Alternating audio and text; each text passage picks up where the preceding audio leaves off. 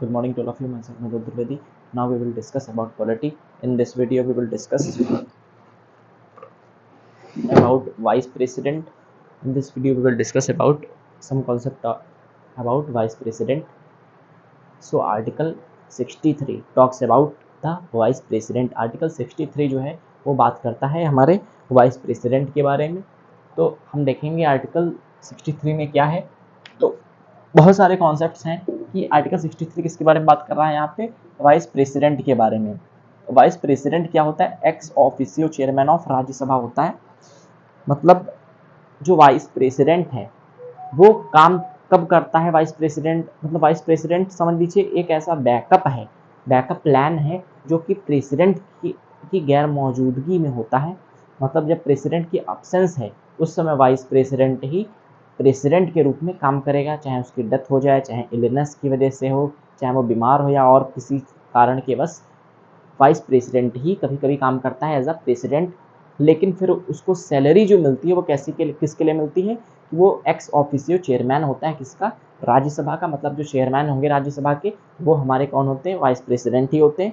तो वो सैलरी जब चेयरमैन वहाँ के हैं, काम वहाँ के लिए करते हैं, तो सैलरी भी गेन कहाँ के लिए करते हैं? As a vice president, as a ex officio chairman of Rajya Sabha. Backup for a president receive the salary as chairman of Rajya Sabha. फिर वाइस प्रेसिडेंट जी का क्या काम है भाई? Elected by the member of both houses. Election process अगर देखें तो same है जो प्रेसिडेंट का है. तो elected by the member of both the houses, Lok Sabha Rajya Sabha, वही सारी चीजें हैं. elected plus nominated persons. election process is similar to president. जैसा election process किसका था? प्रेसिडेंट का. हमने पढ़ा सेम प्रोसेस कि लोकसभा के और राज्यसभा के सारे मेंबर्स मिलकर इलेक्ट कर रहे हैं, नॉमिनेट कर रहे हैं किसको? प्रेसिडेंट को. तो सेम प्रोसेस किसके लिए है? वोटिंग का सेम प्रोसेस. सारा कॉन्सेप्ट किसके लिए सेम प्रोसेस है? वाइस प्रेसिडेंट के लिए भी. फिर एलिजिबिलिटी क्या है इनके लिए? कि सिटीजन ऑफ इंडिया होने चाहिए, qualified to be member of Lok Sabha, Lok Sabha के मेंबर होने चाहिए, क्वालिफाइड होने चाहिए. फिर मिनिमम एज कितनी होनी चाहिए? 35 ईयर. टेन्योर होता है 5 ईयर्स का, कि मतलब जब वो ऑफिस ज्वाइन करेंगे तो उनको पूरे फ्रेश 5 ईयर्स मिलेंगे एज अ वाइस प्रेसिडेंट. और वहीं काम कैसे करेंगे और रिसीव सैलरी कैसे करेंगे? As a ex officio chairman of Rajya Sabha. फिर according to article 69 oath can be taken by president for true and intelligence of lok sabha of constitution.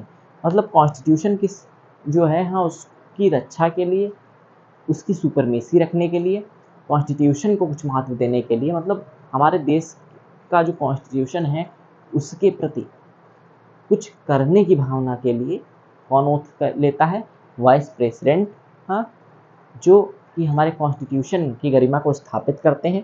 हाँ, और ओथ किसके अंडर में लेते हैं? ओथ किसके अंडर में लेते हैं? प्रेसिडेंट के अंडर में. वाइस प्रेसिडेंट किसके अंडर में ओथ लेते हैं? प्रेसिडेंट की. ओथ मतलब होता है शपथ.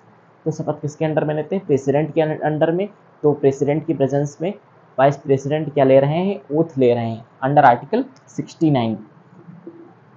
फिर आर्टिकल 65 क्या कहता है? Vice president act as a president when office is vacant.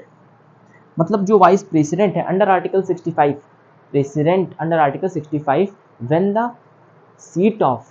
Seat of president is vacant due to illness, due to death और ड्यू टू रिजाइनेशन.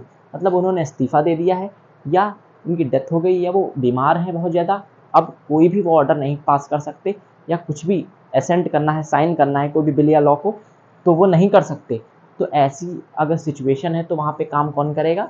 वहाँ पे काम कौन करेगा? Under article 65 vice president has the right to work on the seat of president.